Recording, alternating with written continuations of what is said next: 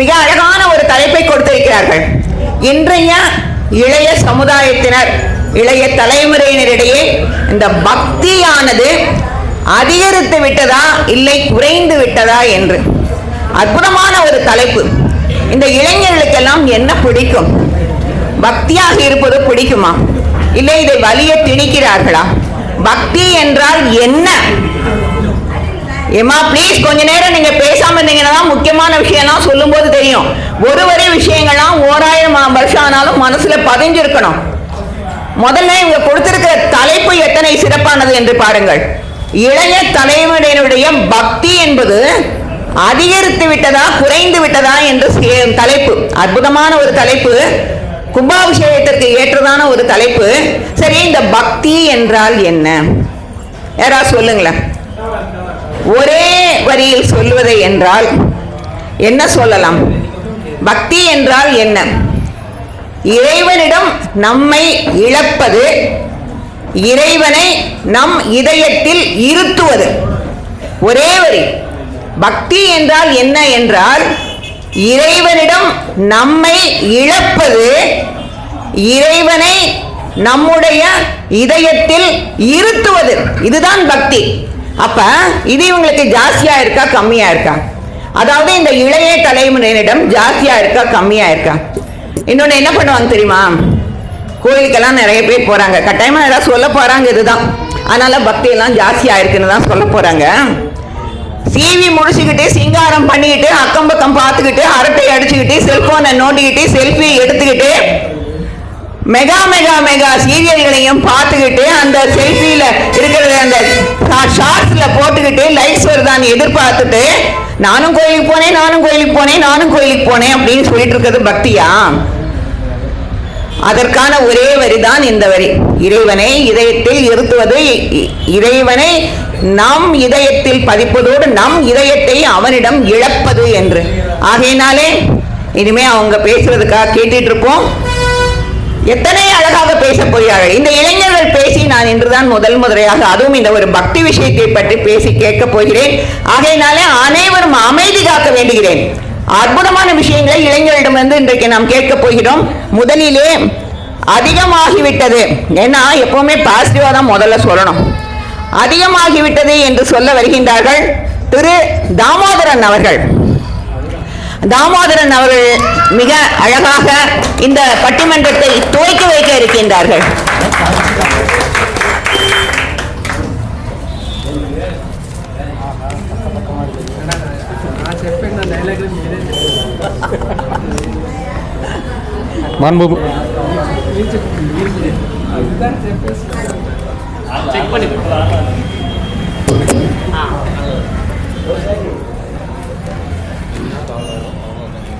மாண்புமிகு பட்டிமன்ற தலைவர் அவர்களே, மாண்புமிகு எதிரணியினரும் அறிவுசார் நடுவர்களும் அன்பார்ந்த சகோதர சகோதரிகளுக்கும் அனைவருக்கும் என் பணிவான வணக்கம். இன்றைய இளைஞர்களுக்கு கடவுள் பக்தி இல்லை என்று சொல்வது மாறிவிட்ட பக்தியை புரிந்து கொள்ளாததன் விளைவே தவிர பக்தியின் சான்றல்ல.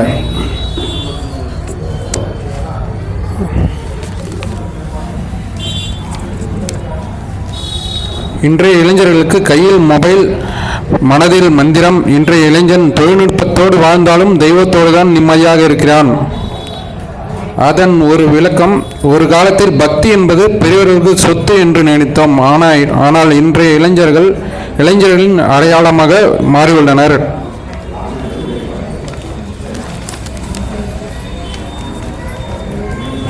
சமூக வலைதளங்களில் பக்தி இன்று இளைஞர்கள் இன்ஸ்டாகிராம், வாட்ஸ்அப்பில் ஸ்டேட்டஸாக வைப்பது. சினிமா பாடல்களை விட பக்தி பாடல்களே மிகவும் அதிகமாக உள்ளது. கோவில் தரிசன வீடியோக்கள், சாமி மேற்கோள்கள் என அதிகம் பகிர்கிறார்கள். உதாரணமாக பிரயாக்ராஜில் நடந்த மகா கும்பமேளாவில் கிட்டத்தட்ட 40 கோடி பேர் இந்த உலகத்திலே எங்கேயும் அதிகமாக தரிசிக்காத ஒரு விஷயம் பிரயாக்ராஜில் நடந்தது. இது உலக மகா சாதனை, வேற எங்கேயுமே நடக்கலை. அதேமாரி நம்ம பக்கத்திலே இருக்கிற திருவண்ணாமலையில் ஒரு 4-5 வருஷத்துக்கு முன்னாடி கோயிலுக்கு நம்ம உள்ளே போய் சாமி தரிசனம் பண்ண ரொம்ப ஈஸியாக போயிட்டு வரலாம். ஆனால் இப்போ இப்போ இருக்கிற சூழலில் அந்த சாமியை பார்க்கணுன்னா கிட்டத்தட்ட 8 மணி நேரம் க்யூவில் நிற்க வேண்டியதாக இருக்குது. அதேமாரி சபரிமலையிலையும் அந்த க்யூ டோக்கன் ரொம்ப அதிகம், கிட்டத்தட்ட 2 வருஷத்தில் சரியான கூட்டமாக இருக்குது. அதேமாரி திருப்பதிலையும் க்யூ டோக்கன் வந்து ரொம்ப அதிகமாக போயிட்டுருக்கு. இந்த கோயில்களே அதிகம் காணப்படுது, இந்த இளம் முகங்களே. திருவள்ளுவர் சொன்னார், அன்பே சிவம், அன்போடு வாழும் இளைஞனே பக்தியோடு வாழாதவன் என்பது ஆக முடியும். டெம்பிள் உள்ளே இளைஞன் இல்லை என்றாலும் டெம்பிள் அவர்களுக்குள் இருக்கின்றது.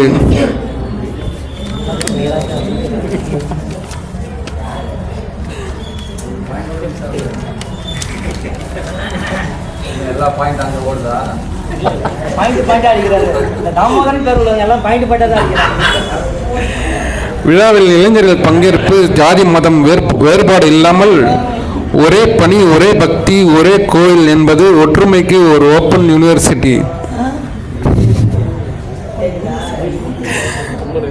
இளைஞர்களுக்கு கிடைக்கும் பயன் தலைமை திறன், ஒழுக்கம், பொறுப்பு, தவறான வழிகளில் இருந்து விலகல். ஆர்வம் இல்லைன்னா தேரோட்டம் நடக்குமா? இன்ஸ்டாவில் விழாக்கள் அனைத்துமே ட்ரெண்டிங்காக ஆகுமா? இளைஞர்கள் கோயிலுக்கு வரதால் தான் கோயில் எதிர்காலத்துக்கும் போகுது.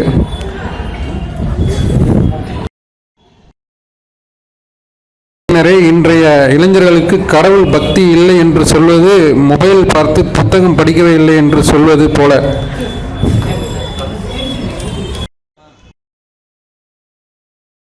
வடிவம் மாறியுள்ளதை தவிர வழி மாறியுள்ள விசுவாசம் மறையவில்லை. ஆகையால் எனது உரையின் இறுதியாக சொல்கிறேன், இன்றைய இளைஞர்களுக்கு கடவுள் பக்தி அதிகம் உள்ளது உள்ளது உள்ளது. நன்றி, வணக்கம்.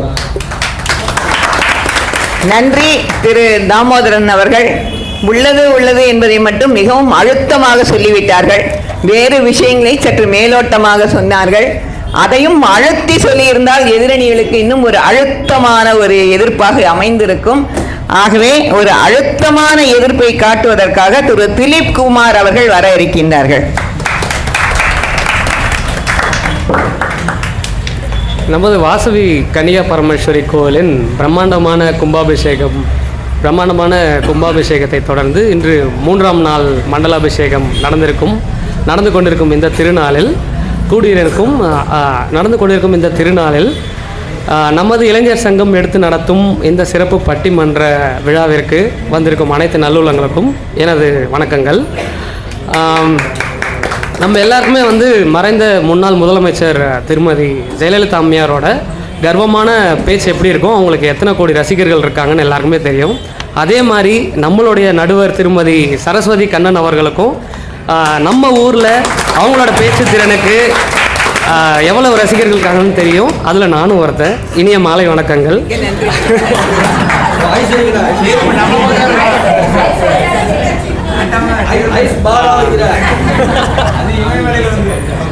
நடுவர் அவர்களே, தாமோதரன் அண்ணன் சொன்னார், வாட்ஸ்அப்பில் ஷேர்ஸ் எல்லாம்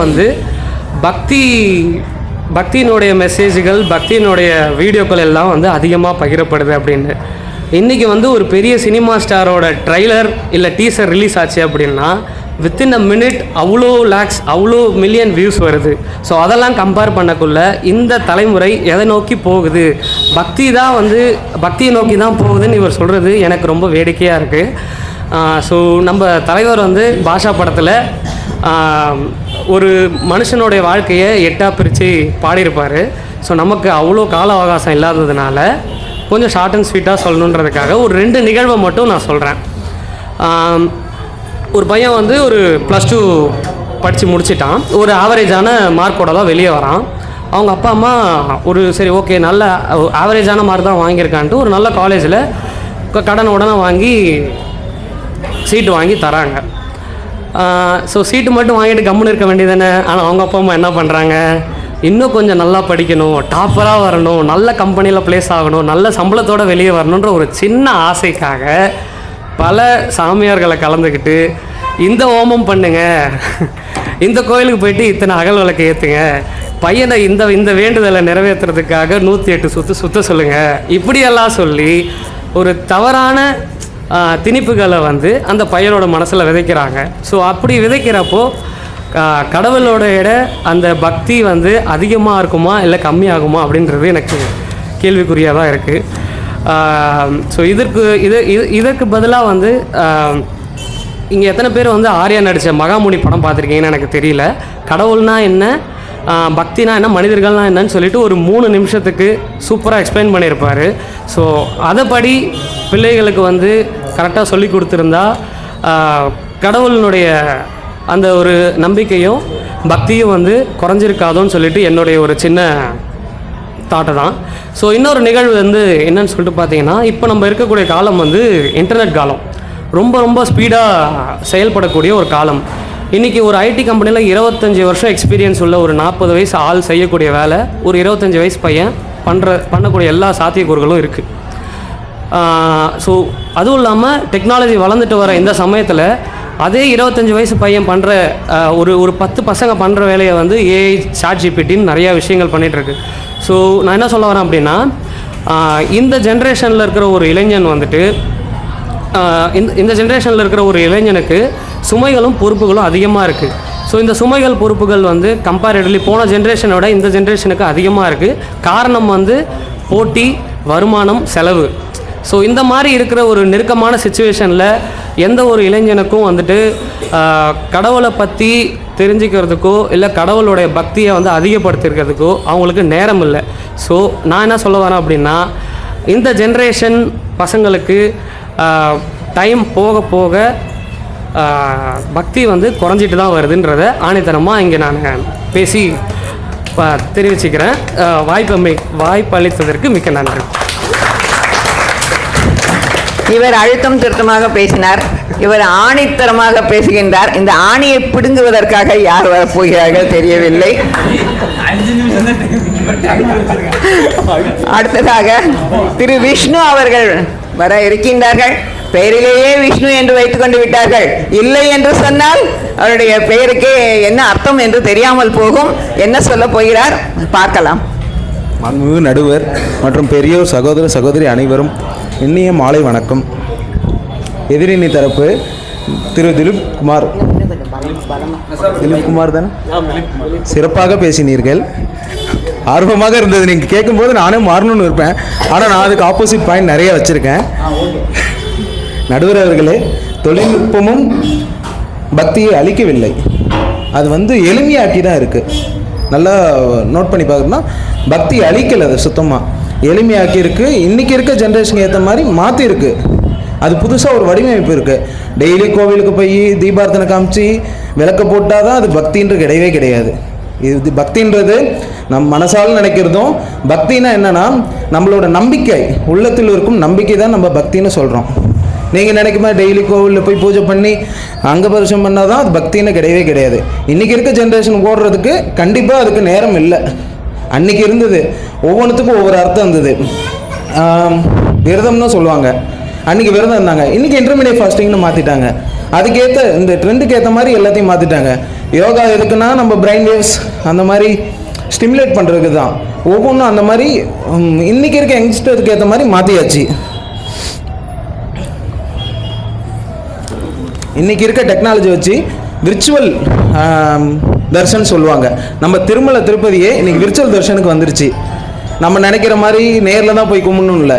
இன்றைக்கி இருக்கிறது எளிமையாக டெக்னாலஜிக்கு ஏற்ற மாதிரி எல்லாத்தையும் மாற்றிட்டாங்க. ஆன்லைனில் டிக்கெட் வாங்கி நம்ம ஆன்லைனில் பார்க்குற மாதிரி விர்ச்சுவல் தர்ஷன் வீட்டிலேருந்தே பார்க்கலாம்.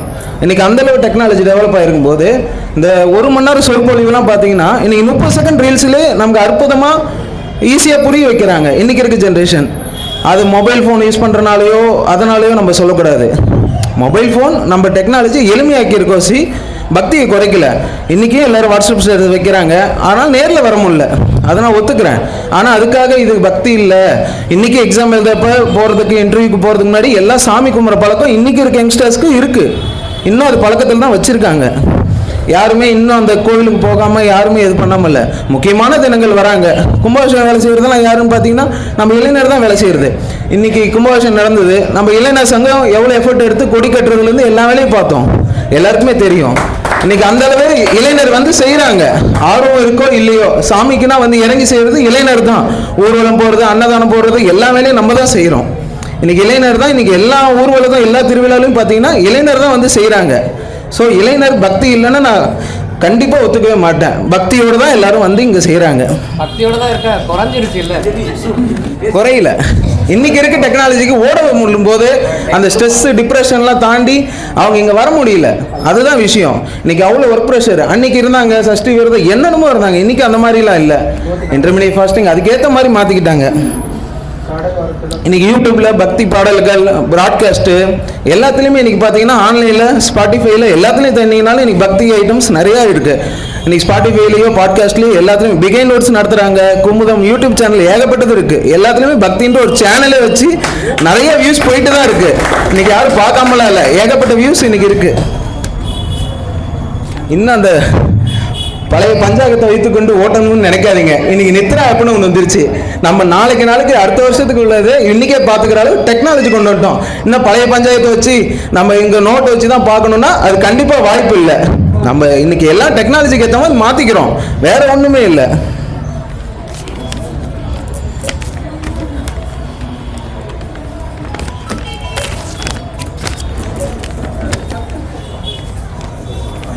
அது புதுசாக ஒரு ஸ்ட்ரக்சராக கொண்டு வந்திருக்கோண்ணா.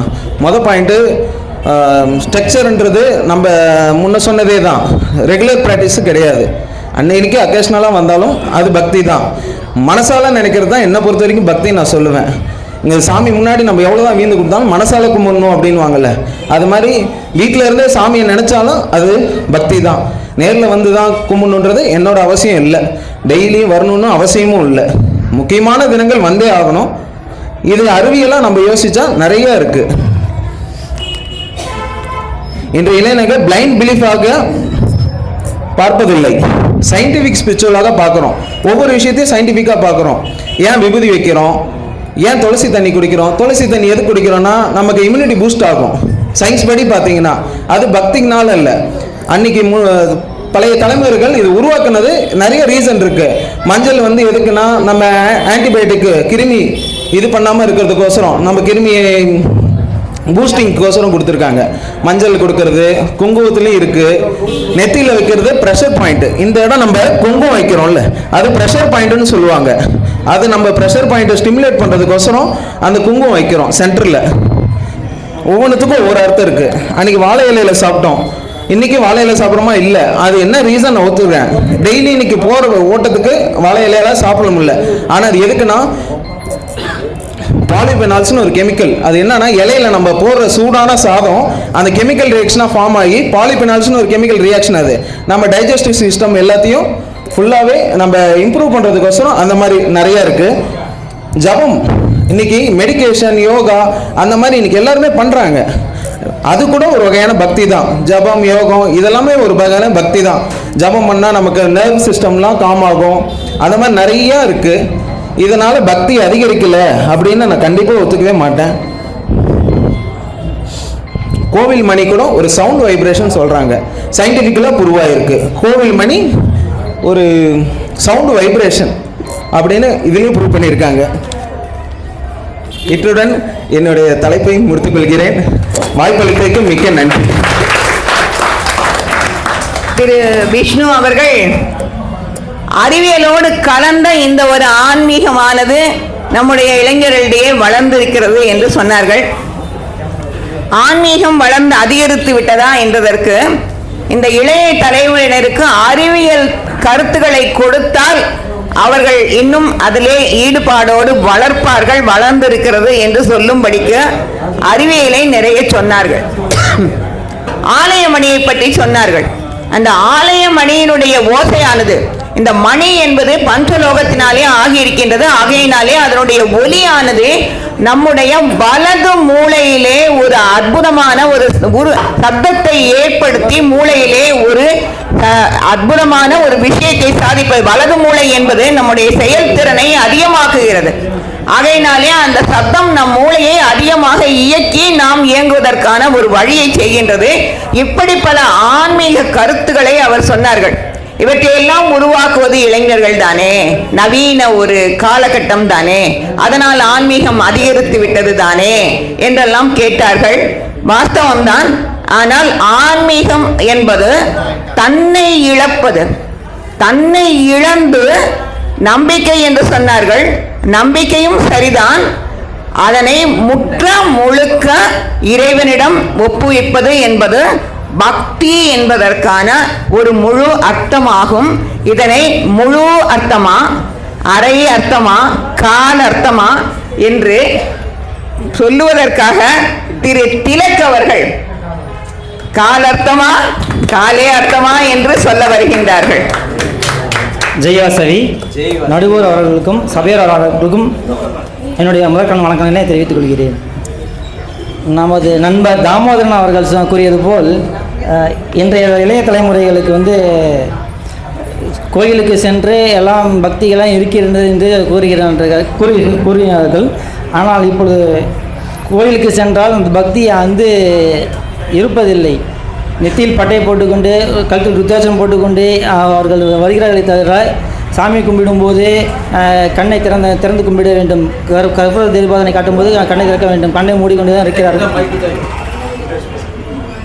அப்படி இருக்கும்போது பக்தி எங்கே இருக்கிறது? செல்ஃபியில் தான் மோகம் இருக்கிறது, இன்ஸ்டாகிராமில் தான் மோகம் இருக்கிறது. எல்லாம் ரீல்ஸ் போடுகிறார்கள். தெய்வத்தின் பாட்டிற்கு அவர்கள் வாய் அசைத்து இசையை தான் கொடுக்கிறார்கள் தவிர எக்காரணத்தை கொண்டும் அவர்கள் தனக்கு ஷேர் கிடைக்க வேண்டும், லைக் கிடைக்க வேண்டும் அப்படின்ற ஒரு நோக்கத்தில் தான் அவர்கள் செய்கிறார்கள். ஆனால் அவர்கள் பக்தியுடன் செய்வதில்லை. கோவிலுக்கு வந்தால் மட்டும்தான் தெய்வத்திடமிருந்து நமக்கு பாசிட்டிவ் எனர்ஜி என்று ஒன்று இருக்கிறது, அது நமக்கு கிடைக்கும். செல்ஃபோனில் எல்லாம் செய்யலாம், பாட்டு போடலாம், எல்லாம் போடலாம். ஆனால் நமக்கு கோவிலுக்கு வந்தால் மட்டும்தான் தெய்வத்திடமிருந்து நேரடி நமக்கு எனர்ஜி கிடைக்கும். தினமும் சாப்பிடலாம், 3 வேளையும் சாப்பிடலாம். ஆனால் தெய்வம் இல்லாமல், கோயில் இல்லாமல் அக்காலத்தில் எதிர்கால மன்னர்கள் அறிவியல் நுட்பத்துடன் கோயில் கட்டினார்கள். நம்முடைய சந்ததியினர், பிற்கால சந்ததியினர் நன்மையுடன், வீரத்துடன், பலமுடன், ஆரோக்கியத்துடன் வாழ வேண்டும் என்பதற்காக தான் நமது மன்னர்கள் அக்காலத்தில் கோயில்களை கட்டினார்கள். பின் வந்த முகலாய ஆட்சியிலும் பிரிட்டிஷ் ஆட்சியிலும் தான் இந்த நடைமுறைகள் அனைத்தும் அளிக்கப்பட்டன. நம்முடைய நடைமுறைகள் அனைத்தும் முதலில் மன்னர்கள் காலத்தில் அனைத்துமே கோயிலை சார்ந்து தான் இருந்தது. முகலாய ஆட்சியிலும் பிரிட்டிஷ் ஆட்சியிலும் தான் எல்லாம் அழித்து விட்டத காரணத்தினால் அதை பின்தொடர்ந்து கொண்டு வருவது அடுத்த தலைமுறையினருக்கு கொடுக்கறதுக்கு யாரும் வழி இல்லாமல் செய்துவிட்டார்கள். அதனால் தான் இன்று இன்ஸ்டாகிராம் பக்தி இருக்கிறது, யாரும் இல்லை என்று சொல்லவில்லை. செல்போனில் பக்தி இருக்கிறது, மோகம் இருக்கிறது, வாட்ஸ்அப்பில் இருக்கிறது, ஃபேஸ்புக்கில் இருக்கிறது, மனதில் இல்லை. மனதில் இருந்தால் மட்டும்தான் நம் தெய்வம், நம் வீட்டிலே தெய்வங்கள் இருக்கிறார்கள். நம் அன்னையும் நம் தந்தையும் தான் நமக்கு தெய்வம். முதல் தெய்வம் அவர்கள் தான், பிறகுதான் நமக்கு தெய்வம். கோவிலுக்கும் வர வேண்டும். தெய்வம் இருக்கு நீங்களே சொல்றீங்க. தெய்வம் இருக்கிறது, நான் இளம் சொல்லல, நம்ம வீட்டில் இருக்காங்க. நான் சொல்வது இளைஞர்களிடம் பக்தி இல்லை என்பதுதான். இளைஞர்களிடம் பக்தி இல்லைதான். சினிமா படத்தில் இருக்கும் விஜய்க்கும் அரசியல்வாதிக்கும் கொடி தூக்குகிறார்கள், பாலாபிஷேகம் செய்கிறார்கள். யாராவது தன்னுடைய தாய் தந்தையருக்கு பாலாபிஷேகம் செய்திருப்பார்களா? அபிஷேகம் செய்திருப்பார்களா? பாலாபிஷேகம் செய்திருப்பார்களா? அவர்களின் பிறந்த நாள் அன்று ஏதாவது, திருமண நாள் அன்று ஏதாவது வாழ்த்து சொல்லிப்பார்களா? இல்லை. அவர்களுக்கு பக்தி என்பது இல்லை. இதுதான் உண்மை. இல்லை இல்லை இல்லை என்பதுதான் உண்மை. நீங்க முழுசா கேட்கல.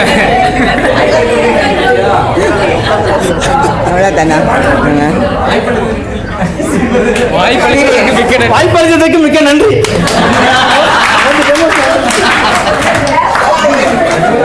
திரு திலக் அவர்கள் இல்லை இல்லை என்று சொன்னால் நீங்கள் இத்தனை பேரும் இத்தனையை சிரிப்போடு அதை ஆமோதிக்கிறீர்களா? இல்லை இல்லை இல்லை இல்லை இல்லை, அதுவும் இல்லை, அதுவும் இல்லை.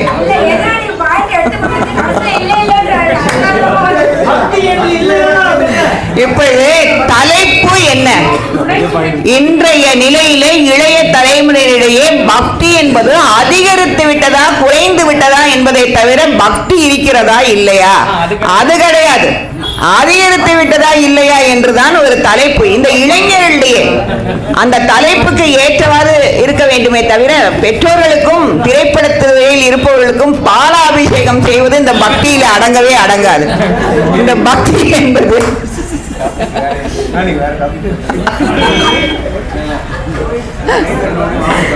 அடுத்ததாக அதிகரித்து விட்டது என்று இவர் பாலாபிஷேகம் செய்ய மாட்டாரு. திரு சந்தோஷ் அவர்கள் சந்தோஷமாக கேட்கலாம். பக்தி அதிகரித்து விட்டது என்பதை சந்தோஷமாக சொல்ல வருகின்றார்கள்.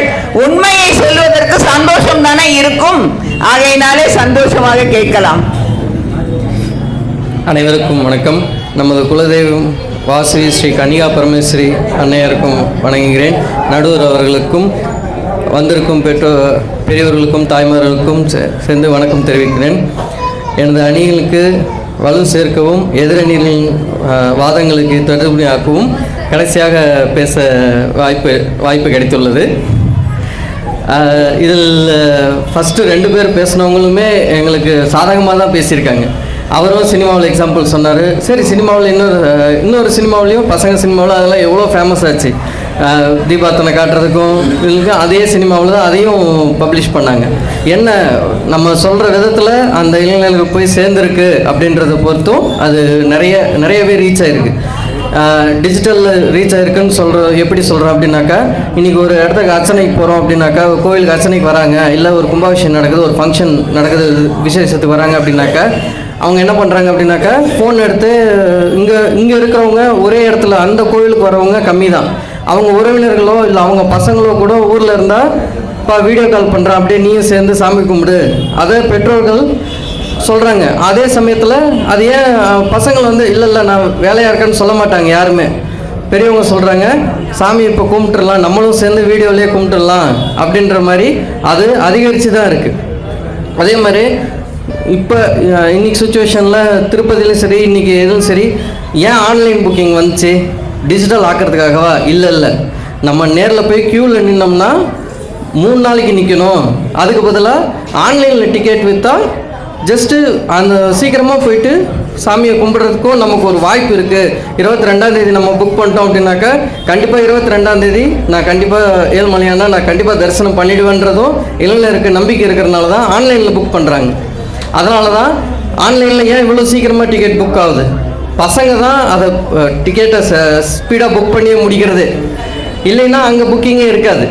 அதே சமயம் இன்றைக்கி திருவண்ணாமலை சுச்சுவேஷனும் நம்ம சுற்றி இருக்கிறது சுற்றி பார்த்தோம் அப்படின்னாக்கா திருவண்ணாமலை சுச்சுவேஷனும் சரி. இன்றைக்கி ஒரு 2 வருஷத்துக்கு முன்னாடி, இப்போ நம்ம ஃபஸ்ட்டு பேச அவர் சொன்னார் பார்த்தீங்களா, 2 வருஷத்துக்கு முன்னாடி விட இன்றைக்கி கூட்டங்கள் ஜாஸ்தி ஆகிடுச்சு அப்படின்னு சொல்லிட்டு. இன்றைக்கி நிறைய ஊர்லேருந்து நிறைய மாநிலங்கள்லேருந்துலாம் திருவண்ணாமலையில் இடத்த வாங்கி உக்காடுறாங்க. ஒரு இடத்த வாங்குறாங்க அப்படின்னாக்கா உங்களுக்கே எல்லாருக்கும் தெரியும், ஒரு இடத்துல நம்ம ஒரு பணத்தை போட்டு ஒரு இடத்த வாங்குகிறோம் அப்படின்னாக்கா அன்றைக்கி 10 நிமிஷத்தில் விற்கிறதுக்காக ஒரு இடத்த யாரும் வாங்க மாட்டாங்க. இன்னும் 10 வருஷம் கழித்து கூட என் பசங்க வருவாங்க, அவங்களுக்கும் ஏன்னா குடும்பத்தில் போயிட்டு எப்போ நான் போய் திருவண்ணாமலை போய் ஒரு இடம் வாங்க போகிறேன்னா குடும்பத்தில் யார்கிட்ட போய் பேசுவாங்க? இப்போ இருக்கிற பசங்கிட்ட தான் சொல்லுவாங்க. பசங்க என்ன அப்போ ஓகேப்பா வாங்கிடலாம், ஏன்னா அடுத்தாப்புல இன்னும் ஒரு 10 வருஷம் கழிச்சு நமக்கு திருவண்ணாமலை ஒரு வீடு இருந்துச்சுன்னா எப்போ வேணாலும் போயிட்டு நான் சாமி கும்பிட்டு வரத்துக்கு அந்த இடம் நமக்கு ஈஸியாக இருக்கும் அப்படின்ற மாதிரி இதில் தான் இன்றைக்கி திருவண்ணாமலையில் அந்த ஒரு காரணத்துக்காகவே இன்றைக்கி திருவண்ணாமலையில் இருக்கிற எல்லா லேண்டோட வேல்யூமே ஏறி இருக்கு. வாங்கிறதுக்கு ட்ரை பண்ண வேண்டியதான். அப்படி இல்லைன்னா இன்றைக்கி கூட்டம் ஜாஸ்தி தான். இன்றைக்கும் பாருங்கள், இன்றைக்கி இந்த பட்டிமன்றம் கேட்குறதுக்கும் இன்றைக்கி கோவிலும் நிறைஞ்சிருச்சு. நம்ம இது கும்பாபிஷேகத்துக்குமே சரி இளைஞர் சங்கம் தான் கூட்டத்தை கட்டுப்படுத்துறதுக்கும் செஞ்சாங்க. கூட்டத்தில் ஜாஸ்தியாக பார்த்தீங்கன்னாலும் இளைஞர்கள் தான் நிறைய பேர் இருந்தாங்க. ஏன்னா அவங்களுக்கு தெரியும் இப்போ நம்ம போகணும், இப்போ போய் பார்த்துடலாம். அங்கே நெருக்கம் வர்றதே ஏன் காரணம் அப்படின்னாக்கா இன்றைக்கி சுச்சுவேஷனுக்கு காலம் டைமிங் இல்லை யாருக்கும். முன்னாடி இருந்த மாதிரி ஒரு 1/2 hour வெயிட் பண்ணால் பார்த்துடலாம் அப்படின்ற மாதிரி இல்லை, இன்றைக்கி பார்த்துடலாம் அப்படின்ற மாதிரி இப்போ போய் பார்த்துட்டு வந்துடலாம் அப்படின்ற மாதிரி கூட்டங்கள் தான் இன்றைக்கி ஜாஸ்தி. ஏன்னா பசங்களுக்கு ஒன்றும் இல்லை, ஒர்க் ஃப்ரம் ஹோம் போட்டுற மாதிரி இன்றைக்கி ஒர்க் ஃப்ரம் சாமி கும்பிட்றதையும் டிஜிட்டலாக பார்த்துக்கிறோம். ஒர்க் ஃப்ரம் ஹோம் ஒரு வசதி இருக்கிற மாதிரி இதையும் அதையே பார்த்துக்கலாம் அப்படின்ற மாதிரி ஒர்க் ஃப்ரம் ஹோம் போட்டுட்டு வந்துட்டா என்ன பண்ணுவாங்க, இன்னைக்கு ஒரு ½ அன் ஹவரில் போயிட்டு நான் சாமி கும்பிட்டுட்டு வந்தால் மட்டும்தான் நான் போய் என் வேலையை தொடங்க முடியும். அப்படி முன்னாடி கடையில் இருக்கிறவங்களுக்கு ஒன்றும் பிரச்சனை இல்லை, நான் போய் இந்த டைமில் போய் பார்த்துட்டு வந்துட்டேன்னா கடையை போய் நான் திறந்துக்கலாம் அப்படின்ற மாதிரி. இன்றைக்கி ஒர்க் ஃப்ரம் ஹோமுக்கு நைட்டு 12 மணிக்கு அவன் வேலை வைக்கிறான். இன்றைக்கி எல்லா கார்பரேட்டில் வேலை செய்கிறவங்க எல்லாருக்கும் தெரியும், கார்பரேட்டில் 12 மணிக்கு கூப்பிட்டு எப்போ இந்த ஃபைல் இல்லை நீ மூவ் பண்ணலையாப்பா அப்படின்னு கேட்பாங்க. அப்போ அவங்க அந்த பசங்களை என்ன பண்ணுவாங்க, காலையில் எந்திரிக்க முடியுமா, எந்திரிக்கிறதே கஷ்டம்தான். அப்போ என்ன பண்ணுவான், ஒரு அரை மணி நேரம் தான் இருக்குது, அப்போ சாமி கும்பிடணும் அப்படின்னாக்கா உடனடியாக சீக்கிரம் போகிறதுக்கு தான் ட்ரை பண்ணுவாங்க. ஆனால் அந்த நேரத்துலையும் சரி, இன்றைக்கி சுச்சுவேஷனுக்கு இப்போ இதுக்கு முன்னாடி கட்டியிருக்கிற எந்த கோவிலுமே இன்றைக்கி வர இளைஞர்களோட கூட்டத்தை சமாளிக்கிற அளவுக்கான இடம் கிடையாது. எனக்கு அது வேணால் நல்லா தெரியும், ஏன்னா அவ்வளோ கூட்டம் வர்றதுக்கு ஜாஸ்தியாக இருக்குது. அது இது வாய்ப்பு அளித்ததுக்கு நன்றி. தேங்க்ஸ். அவ்வளோதான். மிக்க நன்றி. திரு சந்தோஷ் அவர்கள் சந்தோஷம் தரும்படி பேசுவார்கள் என்றதுக்கு நம்பிக்கை மாதிரி நிறைய நல்ல விஷயங்களை சொல்லியிருக்கிறார்கள். இவர்கள் ஆன்லைனில் புக் பண்ணுவது என்பது கூட நம்முடைய நம்பிக்கையை வளர்ப்பதற்காக, பக்தியை வளர்ப்பதற்காக எப்படியும் வணங்கலாம் என்று இதை அபிராமி பட்டரே சொல்லியிருக்கிறார். நின்றும் இருந்தும் கிடந்தும் நடந்தும் நினைப்பது உன்னை, என்றும் வணங்குவது உன்மலர்த்தாள். நீ கியூவில் நின்னாலும் சரி, வாட்ஸ்அப்பில் பார்த்தாலும் சரி, நான் அன்னைக்கே சொன்ன மாதிரி நின்றும் இருந்தும் கிடந்தும் நடந்தும் நினைப்பது உன்னை, என்றும் வணங்குவது உன்மலர்த்தாள். நீ எங்கே இருந்தாலும் வணங்கிக்கோ, அதான் அவங்க எல்லாம் சொல்கிறாங்க, நாங்கள் வாட்ஸ்அப்பில் பார்த்துக்கிறோம், இதில் பார்த்துக்கிறோம், அதுலேயும் நாங்கள் வணங்கிக்கிறோம் அப்படின்ட்டு. என்றும் வணங்குவது உன்மலர்த்தாள் எழுதாமறையின் ஒன்றும் அரும் பொருளே அருளே உமையே இமயத்து அன்றும் பிறந்தவளே அழியா முத்தி ஆனந்தமே அப்படின்னு. அப்படிப்பட்ட அந்த ஒரு அழியாத முத்தி ஆனந்தத்தை இவங்க ஒர்க் ஃப்ரம் ஹோம் பண்ணுற மாதிரி ஒர்க் ஃப்ரம் ஹோமில் இருந்து நாங்கள் கடவுளை வணங்கிக்கிறோன்றாங்க. அம்பாள் ஏற்றுக்கொள்வாள். ஆனால் அதுலேயும் கூட ஒர்க் ஃப்ரம் ஹோம் பண்ணுறோங்கிற மாதிரி வீட்டிலிருந்து இறைவனை வணங்குவதை கூட அந்த நம்பிக்கையோடு, அந்த பக்தியோடு, அந்த ஆர்வத்தோடு, அந்த இறை நினைவுகளோடு வழங்கினால் அப்பொழுது அது நிச்சயமாக பலன் அளிக்கும் தான். அதனை ஒரு கோடிட்டு காட்டியிருக்கிறார்கள். மிக்க நன்றி. அடுத்ததாக குறைந்து விட்டது என்று சொல்லுவதற்காக கடைசியாக அவருடைய குழுவினுடைய முத்தாய்ப்பாக அவருடைய மூவருடைய அற்புதமான நினைவுகளை சேர்த்து வைத்து தொகுத்து இவர்கள் 3 பேருக்குமே சேர்த்து ஒரு எதிர்மறையான வாதங்களை வைப்பதற்காக வருகின்றார் சங்கர நாராயணன் அவர்கள். பெயரே சங்கர நாராயணன். சங்கரரும் நாராயணும் இணைந்த ஒரு அற்புதமான ஒரு வடிவம். இந்த கோமதி தாயினுடைய அற்புதமான ஒரு ஊரிலே இருக்கின்ற இறைவனுடைய பெயர் அத்தனை பேருடைய நம்பிக்கைகளையும் தருகின்றதான ஒரு பெயர். எப்படி இவர் இந்த பெயரை வைத்துக்கொண்டு எப்படி மறுப்பார் என்று ஆவலோடு எதிர்பார்க்கலாம். అందరికీ నమస్కారం, పెద్దవాళ్ళకు నమస్కారం, ఇళంజర్ సంఘ వాయి ప్రతినిధికి అందరికీ నమస్కారం. ఇప్పుడే వీళ్ళు చెప్పే డిజిటల్ అంటే దేవుడిని వచ్చి డిజిటల్గా దండ పెడతారా, అదిదా వచ్చి భక్తియా నాకు తెల్ల. ఓ గుడికి ఎదుగు పెట్టిండారంట, గుడిயோட அறிவியல் మీరు భక్తి అని చూడండి, அறிவியலான చూడండి. ఇప్పుడు గుడి రోలో వస్తుండే ఓ పాజిటివ్ వైబ్రేషన్ సిక్కను.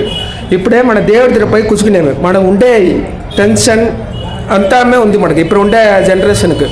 అంటే ఆ జనరేషన్కి వచ్చి మనం వచ్చి ఏమిటా దేవుడి దగ్గర పోయి కూర్చుకుంటా మన మనసులో ఉండే అంతటిమే తనిగా పోయి దేవుడి దగ్గర మనం చెప్పాం. ఇప్పుడే మన ఫ్రెండ్ దగ్గర చెప్పాము, వాడేం చేస్తాడే కిండల్ చేస్తాడు.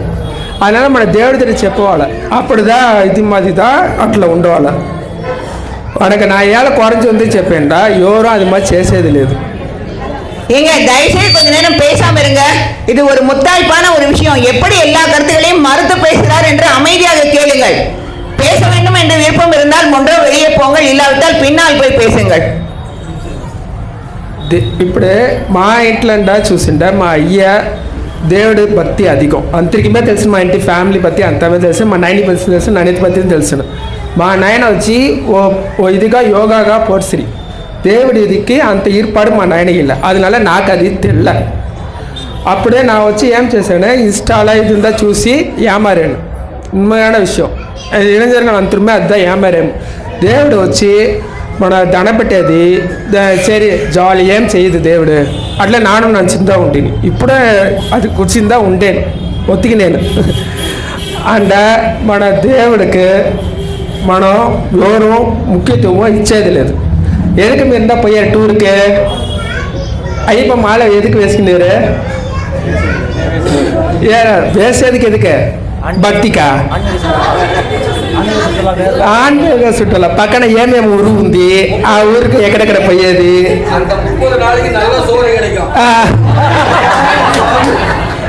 అక్కడ పోతా జాలీగా పోయి ఊరులా సుట్టేసి రావచ్చు. తిరువణామలలో పోయి అన్న ఏడ ఇల్లు తీసివేయడని అడిగితా, ఇల్లు తీయాలన్న ఎందుకు తీసారంట? బిజినెస్ చేసేది. దేవుడు ఉండేరే పక్కనే పోయి దేవుడిని దండబెడతా అట్లందా లేదు. మార్కెటింగ్ అక్కడ బిజినెస్ చేసా నష్ట లాభం వచ్చింది, ఆ లాభం అక్కడ తావ తీస్తా.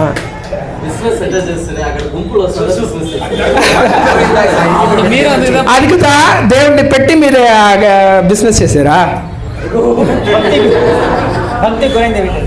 பக்தி குறைஞ்சுந்தி பக்தருக்கு இடம் இல்லை. ஆனால் நீங்கள் இடம் கொடுக்குறேன்ட்டு பேரில் அந்த இடத்தையும் நீங்களே எடுத்துக்கிட்டீங்கன்னா அடுத்தது వచ్చి ఇప్పుడు ఉండే జనరేషన్ సొసైటీ వాళ్ళు మన చేసే చూసి దేవుడు ఉండాలా లేదా అని అందరికీ ఇప్పుడు తోనే ఆరంభించుతుంది. ఉన్మగాన విషయం అదుదా. సోషల్ మీడియాలో మన నేర్లో నడిచేది అంతా చూసి దేవుడు ఉండేరా అట్లనిసి ఇప్పుడు ఉండే సొసైటీలో అట్లా ఇளைஞர்கள் నడుస్తారు. ఇప్పుడు నా నేర్లో చూసిన ఓ విషయాన్ని చెప్పాను. నా పళనికి పోయింటిని, పళనికి పోయేప్పుడు పడికిలేకి పోతా ఉంటిని. పోయేప్పుడు నా వైఫ్ వచ్చి మురుగన్ భక్తులు వాళ్ళు చెప్పి నన్ను ఈచిన పోతుంది. నాకు కొంచెం దేవుడి భక్తులు కమ్మి, వాళ్ళు ఈచిన పోతుంది. పడికిట్లా నడిచిన పోతా ఉండేప్పుడే వెలక వేసినే వస్తుంది. వెలక వేసినా వస్తుంది. ఎందుకు మా వెలక వేసేవే అటనే అడిగి తిని వెలక వేసేప్పుడే వాళ్ళు ఏం చెప్తారు, దేవుడు వచ్చి మనం చూసేప్పుడు ఇటు చేస్తుంటే అది నడుచును అట్లా పిన్నాడి అమ్మ వస్తుంది. ముట్టి వేసిని వాళ్ళు వస్తుంది. కల్పన ఉండేది చూడ ఆ కాలు పడేసారు. ఇంతమంది మూఢ చిన్న పిన్నాడు నిజంగానే ఇది నడిచిన విషయం. 5th ஸ்டாண்டர்ட் தான் உண்டுட்டு நான் நினச்சேன். அப்படி చూసి వాడికి வினிதோ போல ஏன்க்கா நீங்கள் சொன்னீங்களே இதுதான் முருகர் அவங்களுக்கு பக்தி கொடுத்தாங்களா அப்படின்னு அడుగుతాంటా. నాకు అట్నే షాక్ అయిపోయా. ఏమరా చిన్న పిన్నాడు ఇంత అలగా వచ్చి మాట్లాడతానంటే నువ్వు ఎందుకుడా వస్తుంది అన్నా, జాలీగా మా నాయన కూడా వస్తున్నా, జాలీగా పోతున్నా, ఇంట్లో ఉంటా చదువు నేరే గుడికి పోతా జాలీగా. అప్పుడు దేవుడు దండ పెట్టడానికి రాలినా అట్లా. వాడు ఇంకోటి చెప్పింది నాకు ఇంకా அதிசயம் ఏమిటా, అదే మురుగర్ గుడి చెన్నిమలై గుడిలో వాడు పోయింటంటమ్మా. వాడు పోయిన ఎడతల மரம் பெட்டின்டேருந்தம்மா. వాడు அதுக்கு முன்னாடி ఆ రోడ్డు వేసేందుకు మున్నాడి ఆ మరతలో ఏం చేస్తున్నాంటమ్మా, బాత్రూమ్ అది అక్కడే పోతుంటమ్మా. ఎవరో ఏమో చేసి అక్కడ కళ్ళు పెట్టి అక్కడ అంతా దేవుడు దండ పెట్టింటారు. దండ పెట్టేసి పొయ్యే వాళ్ళు వచ్చేవాళ్ళు దండ పెట్టారు. వాడు అడుతున్నాడు ఆపినాడు వస్తారు. ఆపినాడు చూసి ఎన్నడా ఇదే మరం అదే మరంగా ఉంది ఇదే ఉంది. వాడు అట్లా యోసి చెప్తాడు. నాకు ఒకటి వినేప్పుడే నాకే సిల టైం నమ్మికే పోతుంది. వాడు చెప్తాడు ఇది మాది ఎట్లయినా ఇప్పుడు ఇరుకునా మూఢనம்பிக்கை అధికంగా ఉంది అట్లని చెప్తారు. మూఢనம்பிకల్లో అధికంగా ఉండేదా ఇప్పుడు ఉండే జనరేషన్ దేవుడి పేగ ఈర్పు లేకుండా ఉండేది. ఉన్మగా నా దేవుడి పేగ ఈర్పు కావాలంటే పెద్దవాళ్ళు మీరు చెప్పవాలి. మీరు చెప్తాదా వాళ్ళకి తెలుసును. మీరు ఏంటే చెప్పగాండా నువ్వు గుడికి పో, చదువు వచ్చిన గుడికి పో, కాసు వచ్చిన గుడికి పో, ఇది వచ్చిన గుడికి పోతా ఒలుక వచ్చును, గుడికి పోతా మంచిది నడుచును. ఉన్మగానే నా ఇంత వర్షం నాకు ఉంటే డిప్రెషన్ అంగిటి పెట్టేప్పుడు ఓవర్ డిప్రెషన్ ఓవర్ డిప్రెషన్ అంటే నానే తల్లాత శివన్ గుడికి పోతును, నా దేవుడి మీద దండపెట్టను, పోయి కుచుకుతును. ఓ 5 నిమిషం కుచుకుతును. 5 నిమిషத்துல నాకు ఉండే కష్టం అట్నే పాజిటివ్ మైండ్గా వస్తాను. ఆ పాజిటివ్ మైండ్గా వచ్చేది సార్. అప్పుడు ఉండి నాను కొంచెం దేవుడు నమ్మిక చెప్పచ్చు. అండ్ మనం వచ్చి సైన్స్ ఈ గుడిలో ఉండే సైన్స్ ఏమి, ఈ గుడి ఎదుకగా కత్తిరి ఏమని చెప్పవాలి. అది లేకుండా వరకు మనం ఉండే జనరేషన్ వాళ్ళు రారు. ஃபோனில் చూసాலும் சரி நேரில் చూసేమో అది எதுவுமே రాదు. அதனால ఫోన్ చూడకుండా నేలను పోయి చూడ మూఢనమ్మికని కమ్మి చేసిండే అంతరమే వస్తుంది. పెద్దవాళ్ళు చెప్తా అంతరమే ఇప్పుడు ఉండే జనరేషన్ వస్తుంది. ఇప్పుడు వీళ్ళే 3 పేరు దేవుడు పత్తి మాట్లాడితే వీళ్ళోడ కొడుకులు ఎవరు వచ్చారు? సంతోషంగానే రామండేరే. విష్ణు గుడి నాకు చూసిందే లేదు, తామనను వచ్చింది లేదు, గుడి పక్కనే మేము 3 పేరునే చూసింది లేదు. మనం విశేషప్పుడు మటుందా వచ్చాము, అది ఏళ్ళ విశేషప్పుడు మొత్తం గుడికి వచ్చారు, అది ఉందా భక్తియా? అట్లనే మీరే నచ్చినారు. వర్క్ ఉందిదా? అంతర్గమే వర్క్ ఉంది, அந்த வாய்ப்பு அளிச்சிருந்துக்க அந்தருக்கு நன்றி.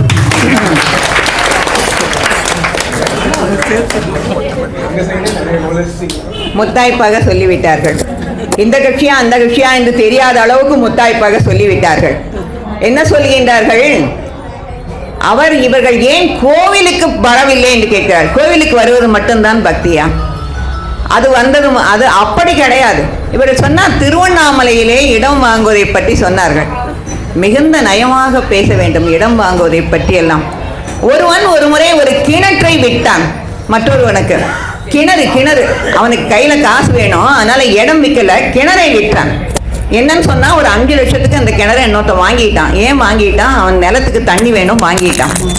அப்புறமா மறுநாள் அந்த 5 லட்சத்தை வாங்கிட்டு அவன் என்ன பண்ணான்?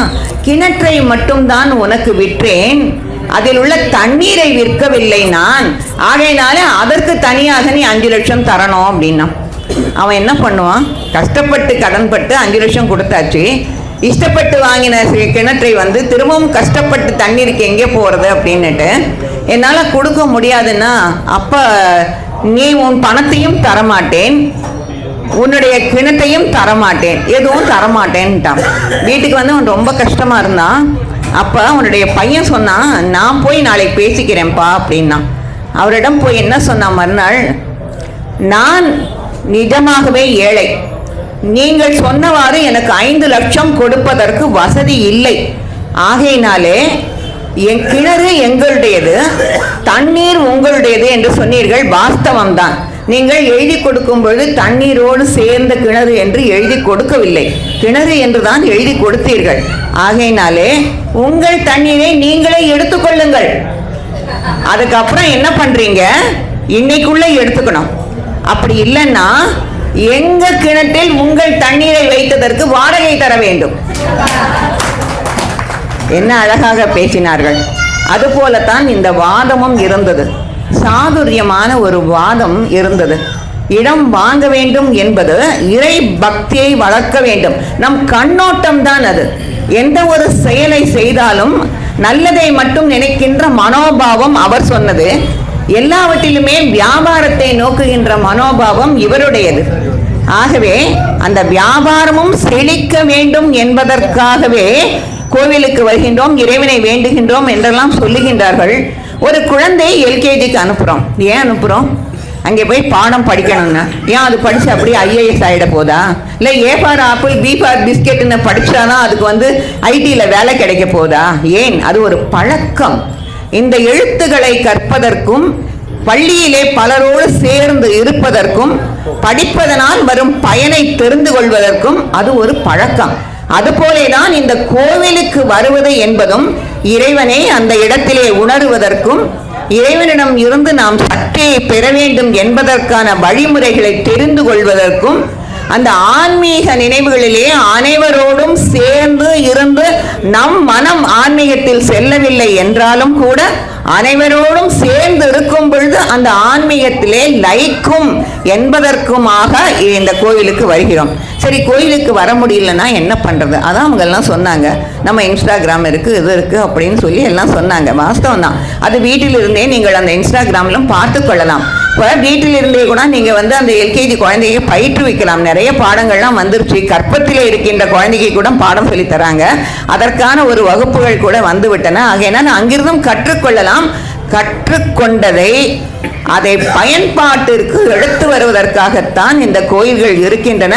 இப்போ இவங்க 3 பேரும் பேசும்போது நிறைய பேசிட்டாங்க. இங்கெல்லாம் நிறைய கூட்டம் இருக்குது, அதனால தான் ஆன்லைன் இருக்குது, எல்லா கோயிலையும் கூட்டம் இருக்குது அப்படின்னு எல்லாம் சொல்லிட்டாங்க. இப்போ இவங்க பேசும்போது சொன்னாங்க, ஒரு கற்பூரம் ஏற்றி ஒரு தீபம் ஏற்றுவதனாலேயே அந்த அம்மையார் அந்த தீபத்தின் மேலே வைத்து ஒரு சூடுபட்டு கொண்டார்கள். இங்கே உங்கள் முருகனா காப்பாற்றினான் என்று கேட்டார்களே ஒரு கேள்வி. இதற்கான ஒரு பதில் இவர்களுக்கு அதாவது நம் கண்ணோட்டம், ஒருவன் கீழே விழுந்து விட்டான், இறைபக்தி மிகுந்தவன் தான் அவன். மற்றொருவன் நிறைய இறைபக்தி இல்லை, இவங்கள மாதிரி எல்லாம் ஏதாவது கிண்டல் பண்ணுவாங்க. அவன் அவனுக்கு ஒரு 100 ரூபாய் பணம் கிடைத்தது. அப்பொழுது அவன் சொன்னான், இறைவன் நம்பிக்கையிலே எனக்கு 100 ரூபாய் கிடைத்து விட்டது, நீ மட்டும்தான் கீழே வந்துட்ட, நம்பி மோசம் போனேன்னா. அப்போ அங்கிருந்த ஒரு முனிவர் சொன்னார், இன்றைக்கு இவனுக்கு ஒரு ஆக்சிடென்ட் ஆகி இவனுடைய காலே போக வேண்டி இருந்தது, நல்ல வேளை கீழே வந்ததோடு சரியா போச்சுன்னா. அப்போ இவனுக்கே 100 ரூபாய் கிடைச்சுன்னா இவனுக்கு இன்னைக்கு ஒரு புதையல் கிடைக்கணும்னு அதிர்ஷ்டம் இருந்தது, அவனுக்கு இறைவனை வணங்காதனால 100 ரூபாயோட சரியா போச்சுன்னு சொன்னான். ஆகையினாலே இந்த தீபம் வைத்ததை அந்த அம்மையார் அதில் அமர்ந்து அவருடைய உடல் நலம் பாதிக்கப்பட்டதினாலேயே அங்கு இறைவன் இல்லை என்று பொருள் இல்லை. எத்தனையோ பேர் பாத யாத்திரை செல்லும் பொழுது அத்தனை பேரும் உணர்ந்திருக்கிறார்கள், இறைவன் கூட வருவதை உணர்ந்திருக்கிறார்கள், கால்வலி நீங்குவதை உணர்ந்திருக்கிறார்கள், மனதில் பக்தி உயர்வதை உணர்ந்திருக்கிறார்கள். ஏன் சபரிமலை போகிறீர்கள் என்று கேட்டார்களே ஒரு கேள்வி.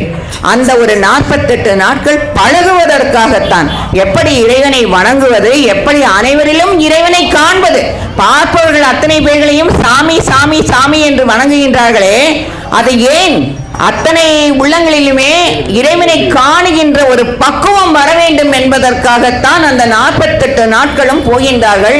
அப்படி வளர்த்து கொள்ளுங்கள் உங்களுடைய நம்பிக்கையை என்று. எத்தனை பேருக்கு சபரிமலை போகும் பொழுது அங்கு ஐயப்பனுடைய திவ்ய தரிசனம், போகும் வழியிலே மிருகங்கள் வரும், போகும் வழியிலே ஆபத்து வரும், போகும் வழியிலே உடல்நலம் குறையும், போகும் வழியிலே திருடு நடந்தாலும் கூட அத்தனையும் தீர்வதற்கு அந்த ஐயப்பா ஐயப்பா ஐயப்பா என்று சொல்லுகின்ற காலத்திலே அது வந்து தீர்ந்ததை கதை கதையாக சொல்லி இருக்கிறார்கள். நானும் நிறைய இடங்களிலே இந்த எல்லா நடந்த விஷயங்களையே நான் நிறைய சொல்லி இருக்கின்றேன். ஆகவே இந்த தீபத்திலே ஒரு பெண்மணியுடைய உடல் பட்டது மட்டும் குறைந்து போய்விட்டது என்ற அர்த்தம் அல்ல. இந்த இடத்திலே கோவிலுக்கு ஏன் இப்பொழுது வருகின்றார்கள் என்றால் உண்மையாக வணங்குகின்றார்களா என்று. உண்மையாக வணங்குகின்றார்களோ இல்லை அது செல்ஃபி எடுப்பதற்காக வணங்குகின்றார்களோ எப்படியாவது இருக்கட்டும், ஆனாலும் கூட வருகின்றோம் என்கின்ற அந்த ஒரு பழக்கம் நாளை நம்மை நல்ல வழிக்கு அழைத்து செல்லும். பழக்கம்தான் நம்மை நாளைக்கு இட்டு செல்லும் மேலான ஒரு வழிக்கு. அப்படி என்று பார்த்தீர்களேயானால் என்ன சொல்லலாம் சொல்லுங்கள்? நம்பிக்கை வேண்டும். எல்லாம் இப்ப இவர் சொன்னாரு, நான் தான் எனக்கு ஒரு உதாரணம், நான் சொல்றேன், நான் தான் ஒரு உதாரணம். 10 அடி உயரத்துல இருந்து கீழே விழுந்தேன். என்னுடைய உடம்புல எல்லாம் ஒட்டுதான்.